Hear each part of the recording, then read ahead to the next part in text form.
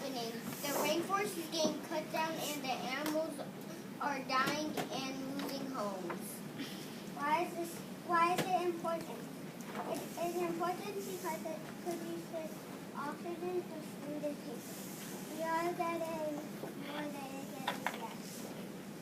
What can we do? Use less palm oil, reduce, recycle, and run fast. These are our pictures. Thank you for listening. Thank you for sharing.